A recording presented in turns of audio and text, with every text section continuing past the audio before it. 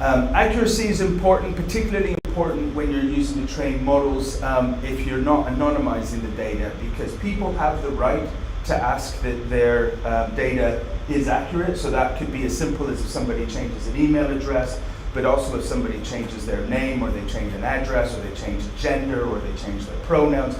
There's all sorts of different situations where you can end up with this. Sorry, it's me, don't worry. Oh, sorry, getting a bit of echo there.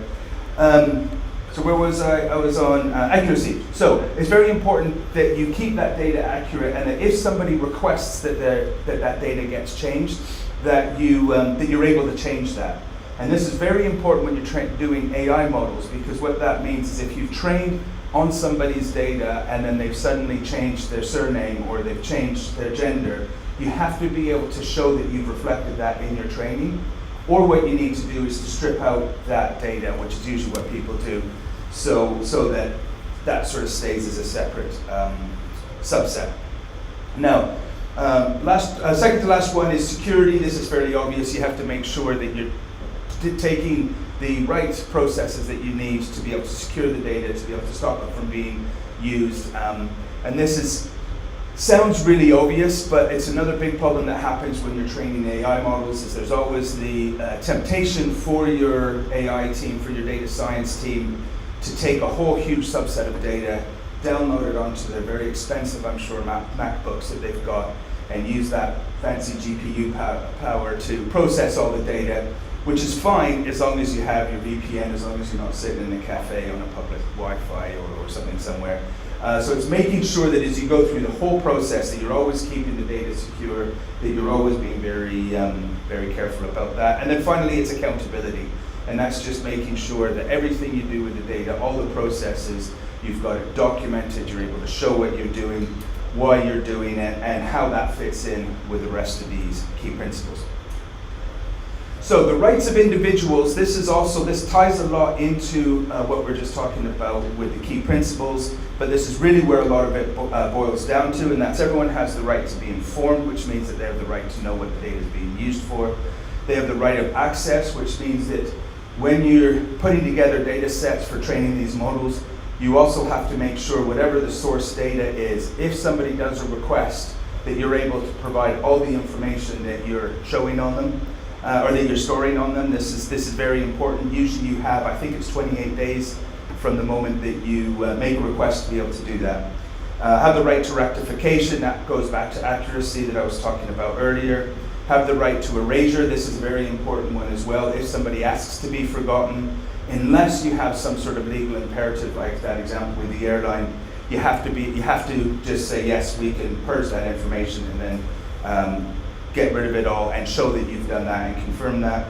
You have the right to restrict processing. So this means that if you have an opt-in thing that where somebody says that they've opted in to allow this processing to happen, that they also have the right to opt out of that afterwards, and that means that you have all the policies and all the procedures in place to be able to show, yes, if somebody asks to opt out, we're not going to use that data. Also, just the right to object. This is particularly important when you're using AI in decisions making, which is an absolute legal and moral minefield, but something that happens. And you always have to have a human that looks over that decision. Anyways, that's one of the details that people always sometimes miss out in when looking at AI to make decisions. But it's also just, you have to have some process where if a decision's made, there is something in there where they can say, no, I think this is a wrong decision, and they can object to that. So, data collection under GDPR. These are probably the three main things that you want to make sure that you're doing if you're collecting the data. So the first one is obtaining consent for data collection. So making sure that however you're collecting the data, people are aware, there's the policies in place, everything's there so that they know that the data is being collected and that they've consented to that. Anonymization and pseudonymization. Does everyone here know what pseudonymization is? By the way, anyone unclear of that term, or does everyone know what I mean when I say it? Okay, cool.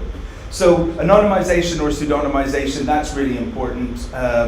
Sort of tool that you can use that sort of gets you out a whole lot of problems. So if you're just looking to look for broad sort of social patterns or broad commerce patterns or something like that, what you can do is you can basically take your data, you can anonymize it. There's lots of good tools out there already, and then once you've done that, it actually makes it a lot easier to use the data because it's no longer personally identifiable information. It's all just a data set. And then finally, it's limiting the types of data that be collected. So any time that you start, there's personal identifiable information, which will be things like phone numbers, email addresses, names, addresses. Then there's special category data. And the more that you can avoid special category data, which would be things like anything involving a medical condition, anything involving a religion, political beliefs, anything where it might sort of form the basis of an unfair decision making or persecution. Basically, the more that you can avoid collecting any data, the better. But if you need to be collected, just be clear that, okay, so this is data that we're collecting for medicine. This means that we are going to have people, special category medical data. Let's just be very clear what you're collecting, be clear to the people how you're being collecting, and be so very careful with your security and everything else around that, because nobody wants to be in a situation of explaining why their medical data, why they accidentally leaked somebody's medical data or religion or political beliefs or something along those lines. So the vast majority of what you do when it comes to using AI and data under GDPR, it's really just about having the right policies. Always kind of a tedious thing to do, but also something, particularly if you're an engineer and you're not one who's normally involved in the policies. It's always actually good to have a look and to make sure that those policies are in place, because more often than not, those policies are as much there to protect you, the person who's working the data, as well as the company, as well as everyone else. So it's always good to make sure that you're checking and you're saying, okay, is there that degree of transparency there? Have we minimized the data? Have we made sure that the purpose has been limited? So are we doing anything really dodgy? Where basically we're not letting people know what we're doing with their data. Now, it's rare that will actually come down to an individual engineering level, but it's always good to make sure that it's there, because you're still the one who will be most likely the person who's actually holding on to the data and doing the work, and it's just having those policies.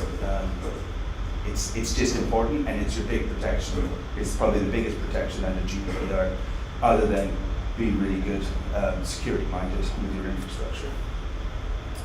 So all of this comes down into data representation not data representation, to bias models in AI. So a lot of the GDPR laws that are there because there's been an underlying understanding that when you're using AI, you're always using biased data because you can't avoid. My mic just. You carry on. When you're using data, there's always going to be a bias there. There's always going to be something there that's going to be. However you collect the data, it's like you're just collecting phone numbers.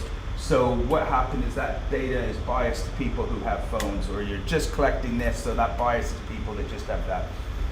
So when you're collecting data, best thing to do is to make sure that you always look at the diversity of the data set. So that's making sure whatever reason that you're collecting that data for, that you're getting the biggest range of different sources within that. So for example, if you're collecting information about students, there we go. If you're collecting information about a student or data around student bodies, the patterns that are happening within the student body, what you'd want to do is just make sure that you're not just targeting the data of foreign students or local students or students that fit a certain age. There you go. Who loves batteries? Who loves batteries? But yeah, so, and you do that partly by making sure that you understand what the data source is. So if you're collecting data, again, using that example of the students, if you're collecting data and it comes from the student union, more likely you're going to have data that only comes from people that are involved in the student union, which means that you're probably going to leave out older students, you're probably going to leave out foreign students or people that, especially people that don't have like a great command of whatever the language is at the university. So those are two elements to look at. Another one is also looking at the bias when you do the labeling. So has anyone here trained AI models before?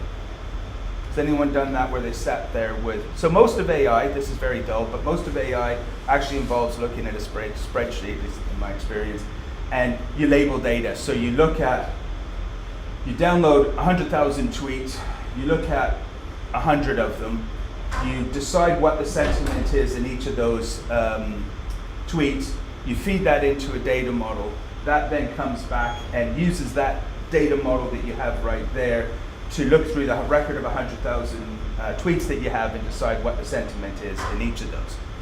So in that example, if you do that, where you're labeling them like that, your perception of what the sentiment is becomes a bias when you're labeling it. So for example, generally, and this is probably my own bias showing here, anyone over, let's say, 40 years of age will use 3 dots, or if anyone's seen this, will use 3 dots to mean etc. or and so on.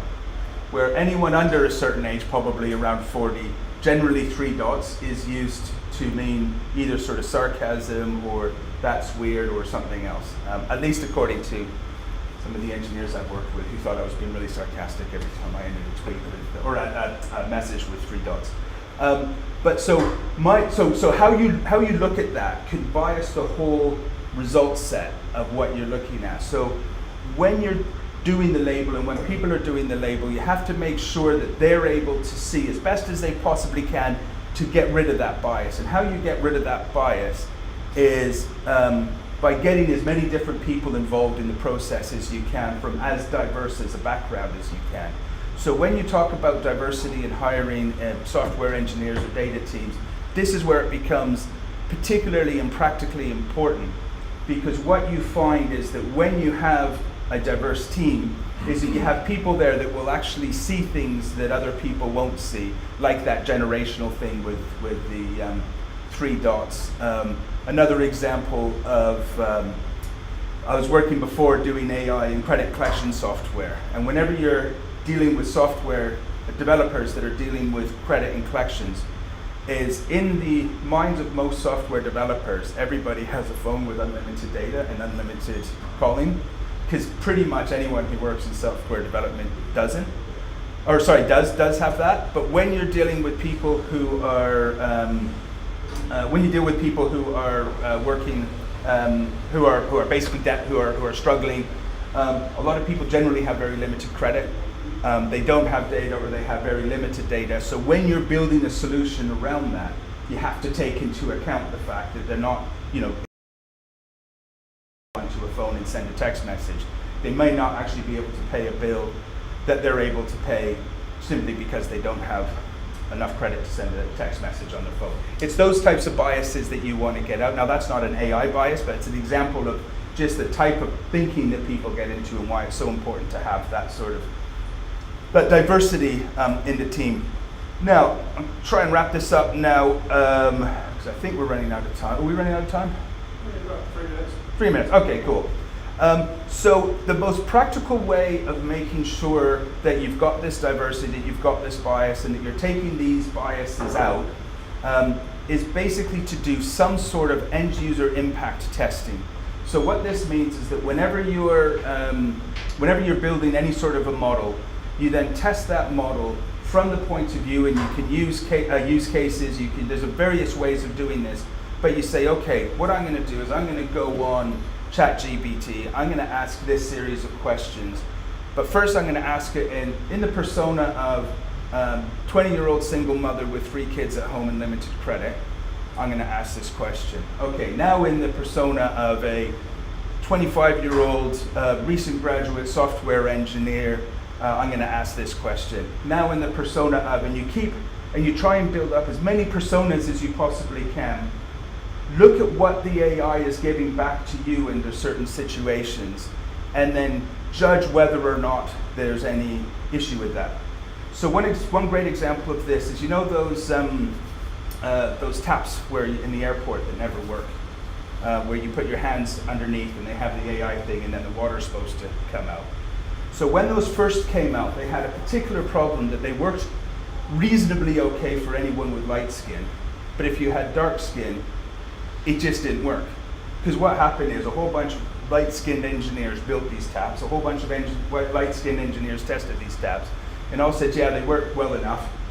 They help get rid of hygiene, install them in a whole bunch of places, and then people with dark skin are trying to get these taps to work, and they can't work. And they've had a similar problem with facial recognition software. And all this could have so easily been circumvented simply by thinking, okay, what about this persona? What about that persona? Making sure that they all work. So, just concluding up now, best practices, privacy by design. That's the bit that I'm talking about there where you do the end using testing. There's a lot of other things that I didn't cover, but that also go into that. That also goes over a lot of having that diversity of the team, making sure that you cover all the lawful use.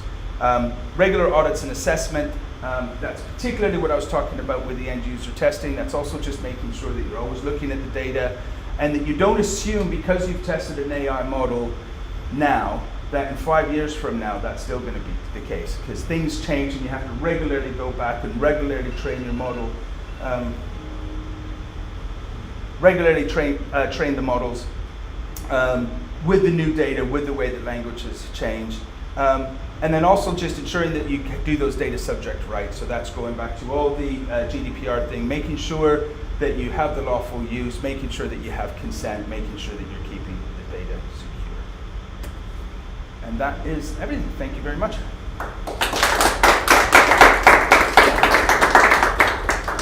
Thank you very much. Cheers. Hand that over to you. Top. Right, a couple of seconds while we just get Jamie set up.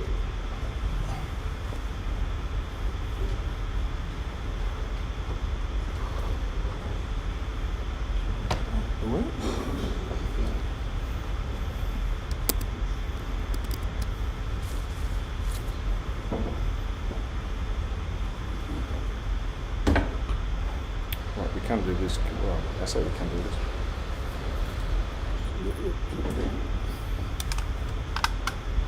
I've got a browser link for you to do the sharing online. To get you there, but it's very it's not sure. Just take a picture of it.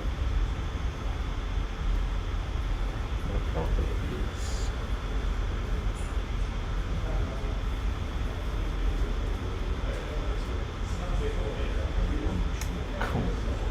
That basically just means it's streaming across the internet.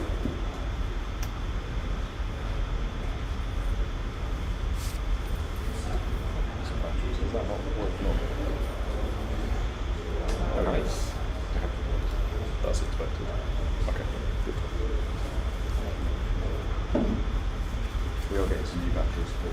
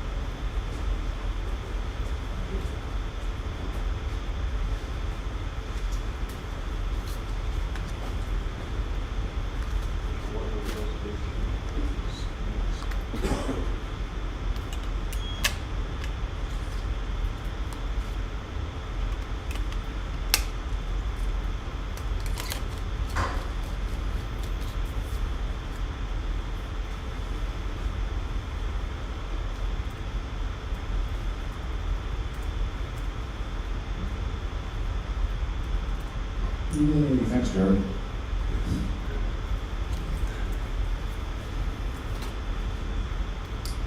Clearly the batteries in the drawer were the ones from the last time somebody changed it. Should we not put the other ones back in? Let's do that. Let's not put their batteries in the drawer.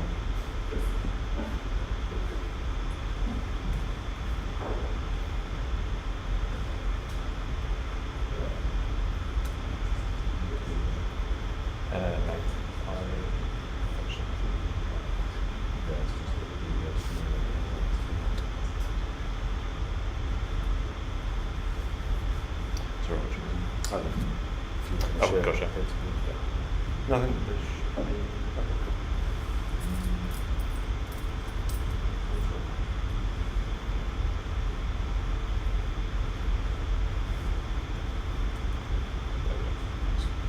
Are you able to join that? Oh, if you're not Oh, gotcha. So people won't be able to see the slides without. Correct. So, it wants the.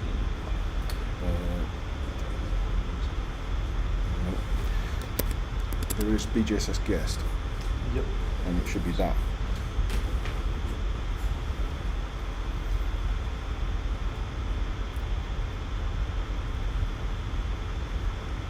We can test to see whether the password is actually valid.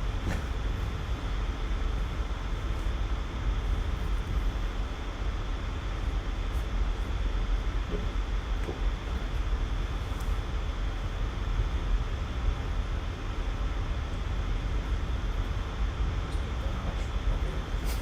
Must be discovered.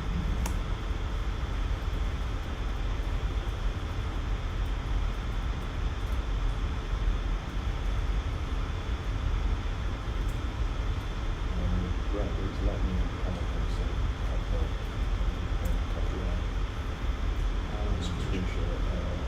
and mine is a gift, so you can click the button on it.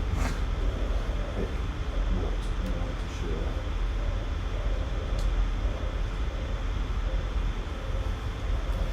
That should pop up in the browser, hopefully.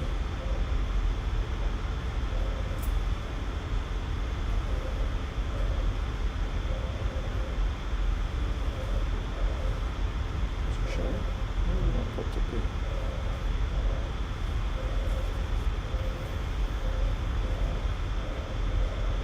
About the audio.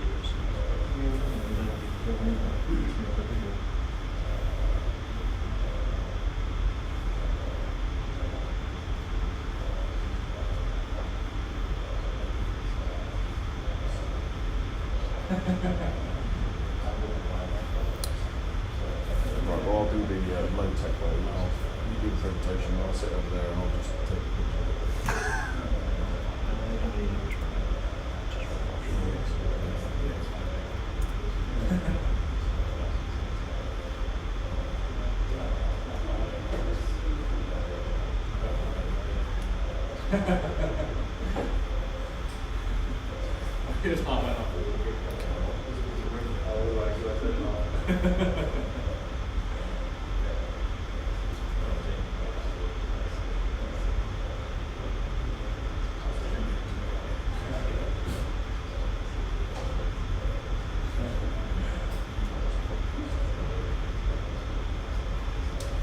It's only because if there's any time like that, then maybe show That's how that is. I did it. Yeah, there we go. And that's funny that I was able to just go to a random room. Well, it's because it's peer-to-peer, it doesn't care. Yeah. Although they're saying that, the fact that it asks you to the password seems a bit silly that it's not right.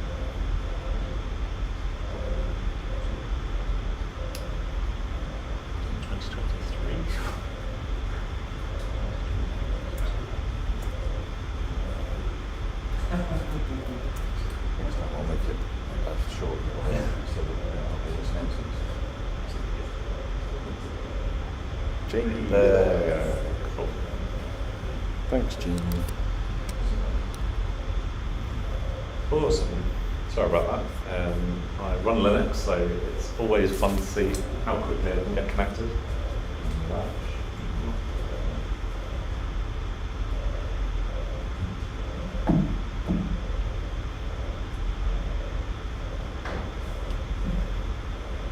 Perfect. So today I'm going to be talking to you about quantifying your reliance on open source software.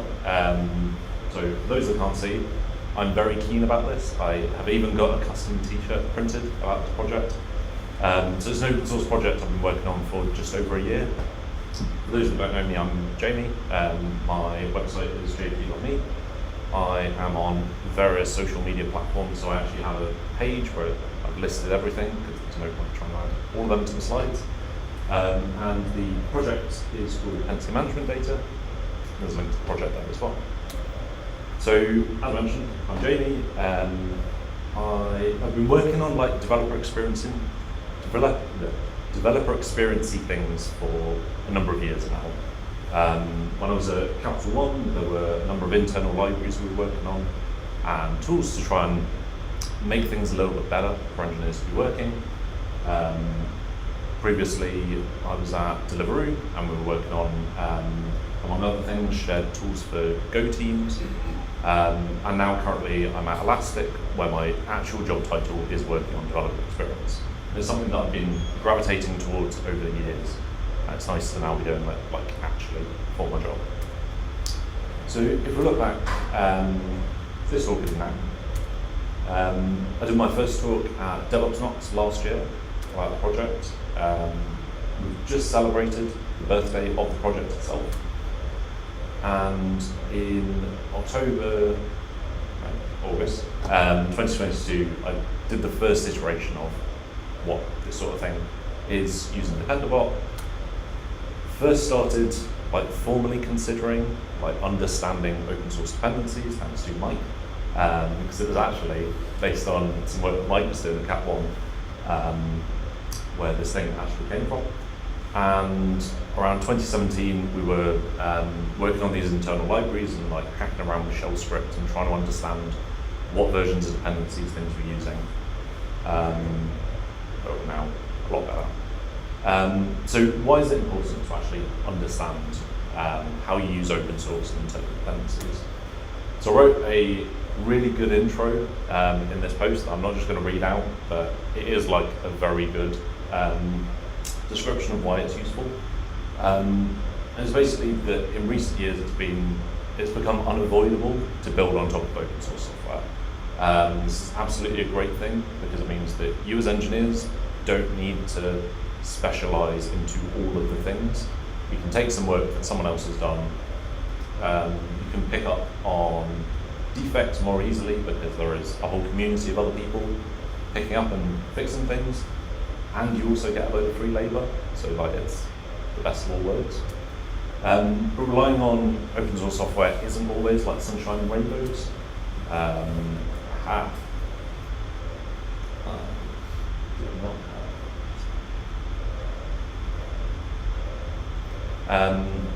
So it's not always sunshine and rainbows because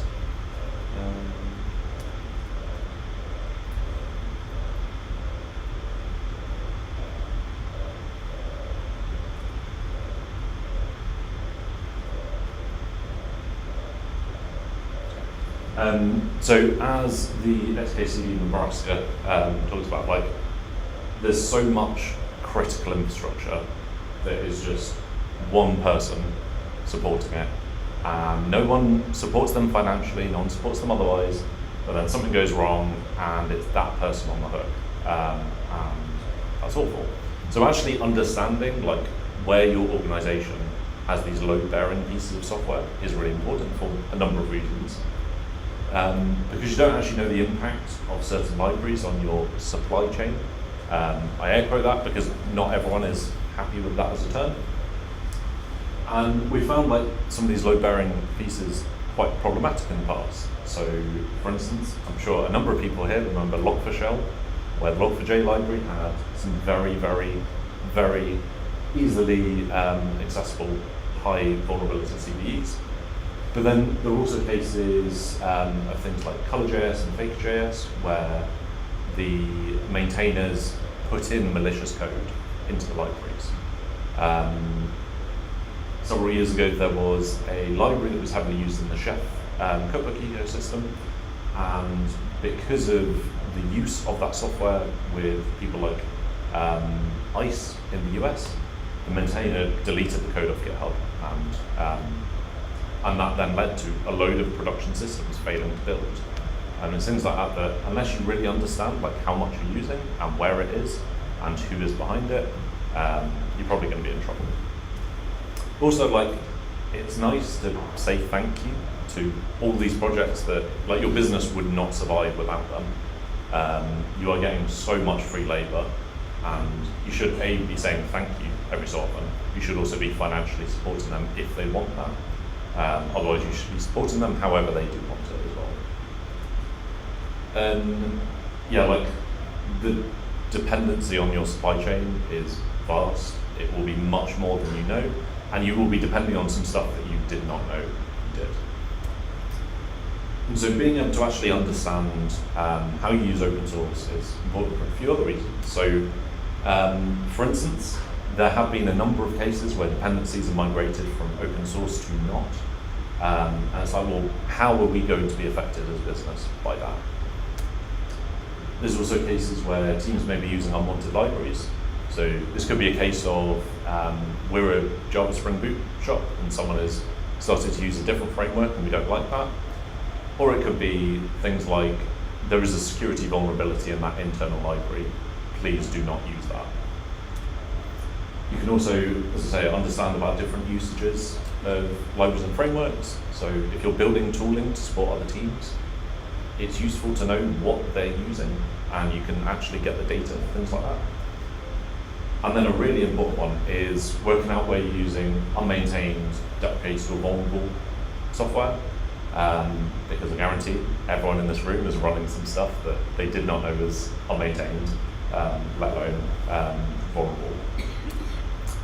And as well as like being able to understand through open source, it's also really nice to know for your internal usage of libraries, because you will all be building internal only software, and that should be treated as if it is external open source as well, because there will be unmaintained libraries that just haven't been touched in ages. Yeah. So you can also get some other insights. Like there's so many insights. There's like several pages worth. I'm not going to go through all of them. You can also get insights into things like how maintained does the dependency appear to be. So has there been activity by someone who has commit access to the repo in the last 90 days? Because if not, that's probably a good indication that maybe it's feature complete. Maybe that's it. Maybe the maintainers are just super busy. Maybe something else is happening. But it's a good thing to understand and to think about. Are there any supply chain security practices that you should be concerned of? So for instance, are people yeeting things into prod with no code review? Because there are a lot of very key libraries that do that. And also like how many of your dependencies are seeking financial support, because as I say, you should be paying for things. So how can you actually answer some of these questions? Well, the first thing is you can pay someone a lot of money. So there are a number of vendors. There are many, many more vendors to that. But I'm not here to talk to you about a vendor. I'm here to talk about open source. So dependency management data is a project that I've been building for just over a year. And it's very poorly named. Like I called it what it was, and I slightly regret it now. But I've got a t-shirt now, it's done. So the project itself, at the end of the day, like the most important thing is it's an SQLite database. So you have one file you can pop around and it has all that data you can start querying. There's a command line tool called DMD, which helps bootstrap that database, but then you can use that database with whatever you want. There's also an inbuilt web app and GraphQL API that you can then use to host it internally, as well as integrate it with other systems. And it's also recommended to integrate it with whatever database browser of choice. So SQLite was like a really important point because It's super convenient to share around with people. It's one file. You don't need a specific version of Postgres running locally with a load of settings. Like, when I first started on this, I was literally like slacking people 100 meg SQLite databases, and that was it. That's all you need to do. Someone can just take that and run with that. Which means you can also build on top of it really easily with local only or otherwise. It's just one file. There are bindings in all the big languages. And the other key thing is, like, once you bootstrap the database with the VMD CLI, that database is yours. All the state is in there. You don't need to use any of my tools. And like, haven't kept it in proprietary formats. It is very well documented-ish. The CLI itself creates that database by ingesting different sources of data. So these are data sources, which we'll talk about in a second. You can then take that raw data and enrich it with other stuff. So advisories or dependency data to give you more insight into that. You can do some really interesting things with just the raw data. You don't need all the enriched stuff, but it is very useful. And then on top of that, you can configure your own views of the data. So you can use custom advisories to say, like, this internal library shouldn't be used for reasons, as well as things like, we don't want to be using any of our competitors' open source software. And you can have a policy that defines that and then flags up any use of things like that. And then a lot of common like queries that you could want to ask inbuilt into the CLI, there's reports. So some common things, but as I say, you've got the SQL database, you can do whatever you want with that. So the web app is really nice for like deploying it somewhere centrally that everyone can access. Because instead of requiring people to download an SQLite file and then loading it up with their database browser of choice, you have a single place to go where you can run the reports that I mentioned are in the CLI in the web app, and that provides a fairly nice UI. But then there's also a database browser. So there's something called Dataset, which is a really powerful open source project. And this allows you to get SQL browser access in the browser. But the really, really big thing about this is you can then share a URL with someone. So if you write a 300-line SQL statement to do some fun stuff, you can then send that to a colleague. You can link that from your team's conflicts page for every starter sprint. Let's have a look at what our most important dependency upgrades are. And that's it. And then you can also use the GraphQL API to integrate it with all the other things. And it's really useful when you're making this accessible to everyone in the organization so they can access stuff. Then as well, there is the GraphQL API on its own. So you can deploy that internally without the big web front end. So how did it come to be? So as I mentioned, Mike was looking at something at Capital One around how we're using different dependencies. And it was just as we were rolling out Mend Renovate, and we basically had solved that issue by paying a vendor a lot of money. So instead we were looking at like what different things could we do. I started thinking about like what if we could use our dependency trees to fund our dependencies. It turns out there are a number of other companies in the last few years who are doing similar things, where you will connect it with GitHub, it will scan your repos, and it will say, okay, you've got $100 to give out this month, we'll give $50 to your top dependencies, and then we'll split the rest between transit dependencies. And it's quite a useful thing to have this data. So this then comes on to Hacktoberfest. So I was at Deliveroo, and I'm a big fan of open source, and Hacktoberfest was coming up, so I wanted to get more people contributing. And one of the questions I kept getting asked was, well, what should I contribute to? And Deliveroo is a data-driven organization, so I was like, okay, let me get some data for you. So we took the dependable APIs, which gave some fine data. Like it was not the best, but it was good for as a starting point. It didn't have all the systems we used, but it was fine. Yeah, it made it very awkward to do certain things, but it was fine. It did what we needed. And we found that actually this wasn't like a one-trick pony. Once we had this data, we could start answering questions that we didn't really think that we could have asked before. So then as we started rolling out Renovate at Deliveroo, at this point we started noticing that we had a lot better data. Dependabot didn't understand things like what version of Circle CI ought to be using, didn't understand things like what Scala dependencies are using, but Renovate had all that data, because Renovate could let us update them. And I noticed that somewhere in the logs, Renovate was dumping out a big blob of JSON which had a list of all the dependencies, and I was like, interesting. So taking that data and looking at end-of-life update, which if you haven't seen it, is a great API and website for when are things maintained until.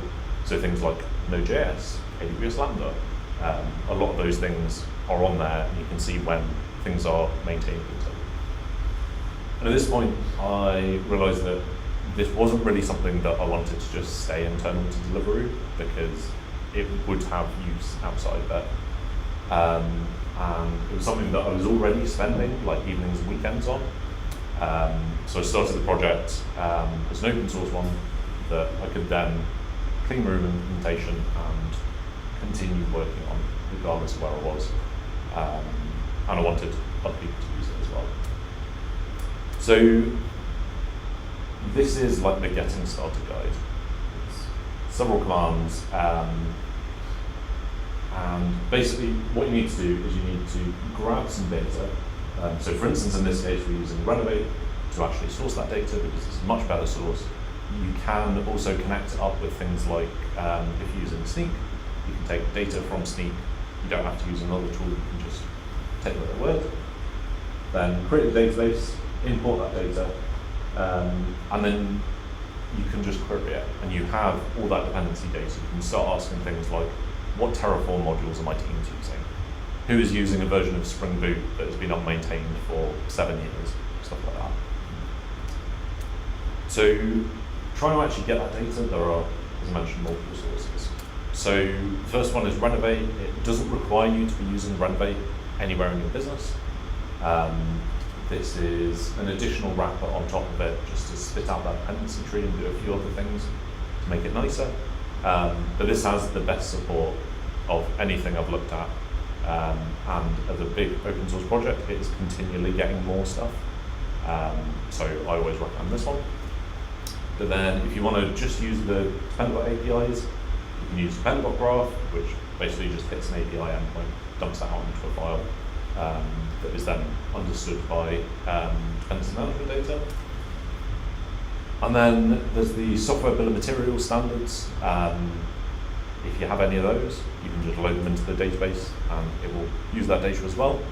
So you can come from other tools like Sneak and other big SCA platforms. And also something I built at Deliveroo was the ability to take things like AWS infrastructure and be able to say how many of our teams are going to need to upgrade their Postgres versions in the next quarter because they're actually running things that are now deprecated and stuff like that. And there is consistently more space for more things to be added because it does quite work as a model. So when you import that data, it takes it from the source form, converts it to the SQLite database, and then that is then the form that everything gets used with. And once you've done that, you can write SQL to your heart's content. So instead of filling the slide with like 1,000-line SQL statements, instead you can do things like which repos use vulnerable editions of Log4j, how many repos are using a version of the Datadog SDK that's older than some date, and things like what's our most used direct transfer dependencies for things like that load-bearing dependency to get some understanding. So as I mentioned, there's a load of pre-built queries that are built into the tooling. This is actually out of date as of last night. I added another one. But I'm not going to go through all of these, but the idea is you can do lots of different things and get a load of insight into things as well as being able to do it on. So right now, you can write queries as they are to say like, what Terraform modules and versions are people using, which teams are using Gin Web Framework. But I mean, that's fine. That's very useful. Like when it came out, this was the sort of thing that allowed one of the teams at Deliveroo to pivot what they were doing because they could now answer some of these questions that they just couldn't even think of before. But what if you wanted to ask things like, are any of our projects relying on libraries that are no longer recommended by our language guilds or teams that maintain things? How much time should my teams be looking to upgrade infrastructure over the next quarter? And to do that, you need more data. So this is then where things like end-of-life.date comes in. There's also deps.dev and ecosystems, which are other great sources for information around packages. And then for AWS infrastructure, there's also the end-of-life chapter I built. But this works well when you've got like open source packages, but you will also have internal packages that you want to make your own choices about that data. And so for that, you've got custom advisories. So you can say things like, in this case, the public project is unmaintained and has been moved. But as I say, you can also do things like, this internal library has a critical bug, no one should be using this version. Or really shouldn't be using a competitor's open source project because weird reasons. Which leads into policies. So these are a much more powerful way of writing those custom advisories using a thing called Open Policy Agent, which has a fairly nice syntax for like writing these things, and they give you like a lot more control over how to do that thing. So you can do stuff like if the package name looks a certain way. But you can also do more complex things like is the package manager one of these? What does the version actually coerce to? Like if it's a version greater than 1.9, then flag this as an issue. And through things like this, you can write some really powerful logic for how your dependencies should and shouldn't be used. It's also useful to know like who owns different things. So you can work out using DMD's ownership information, which you can just take from your service catalog or service registry or wherever you have that spreadsheet.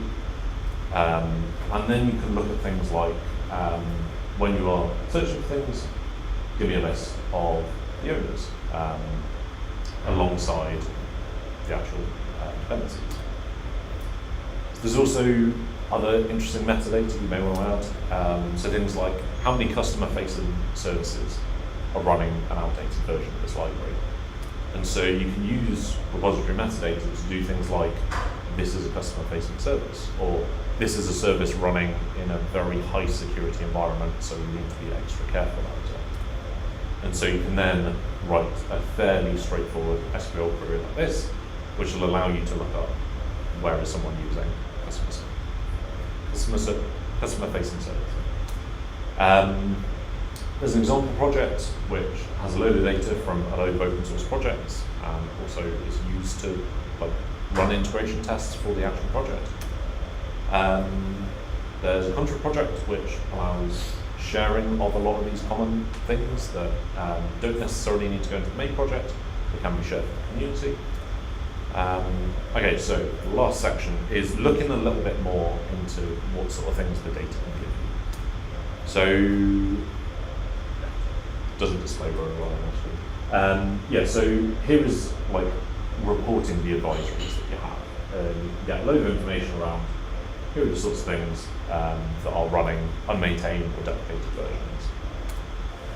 But what about if you want to ask like which other places are affected by this production bug? So this is a real case where at Deliveroo we were in a preventative incident because we've noticed that some services were going to be affected by a race condition due to a dependency of a dependency and how some things were being used.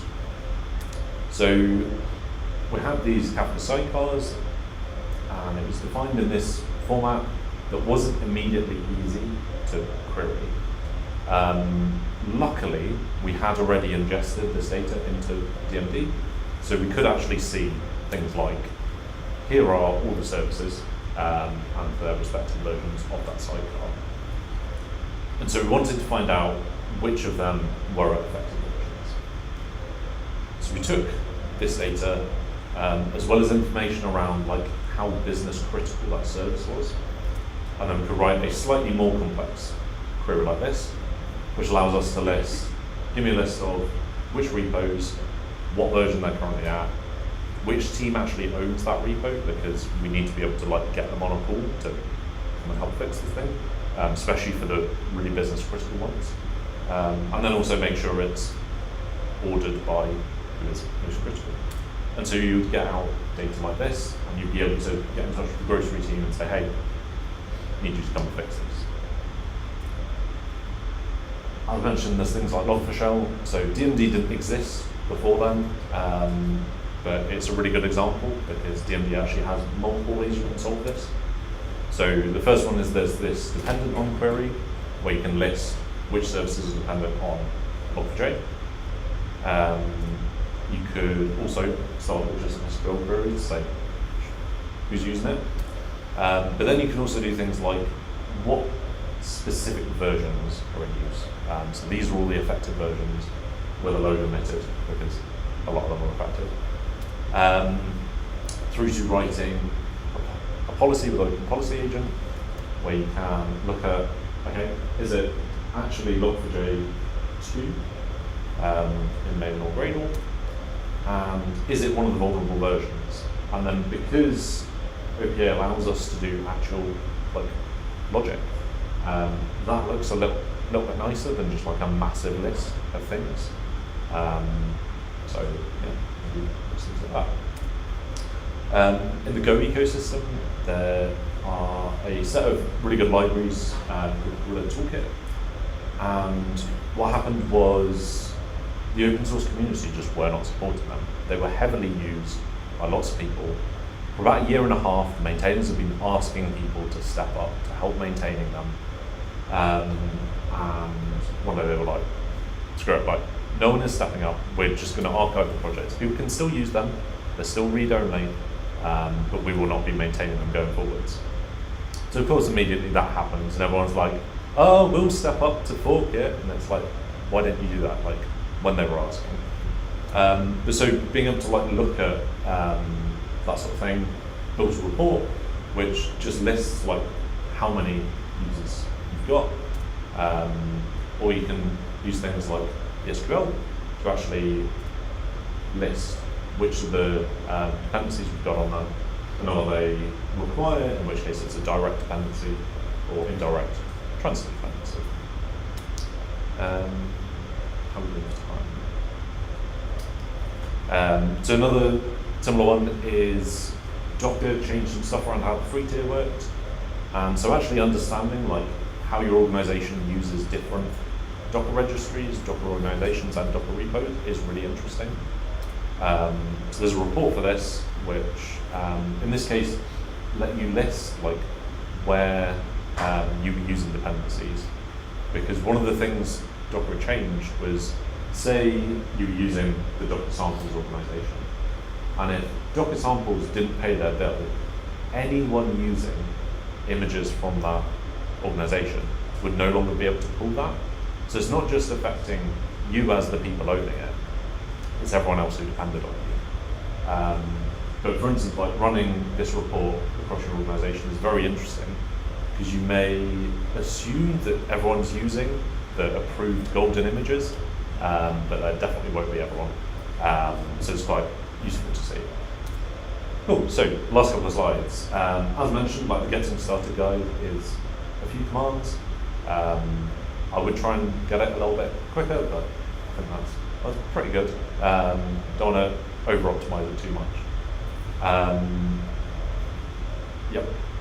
And then a load of links. So this talk is written up as a blog post. It also links out to all the case studies, which have a ton more detail in them, that show you like what the actual database would look like to run some of those queries in a lot more depth. I was actually on a podcast last week talking about this and a few other things, Change on Friends.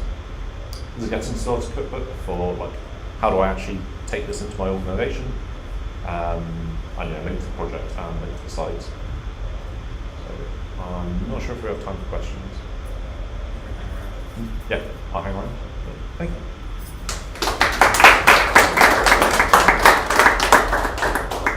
Thank you. Well, thank you everyone. Jamie will be hanging around, and also you're welcome to have another coffee before you go, but have a great day, and we'll send out more information about next month's talk about event sourcing when we have it. Thank you very much. Have a good day.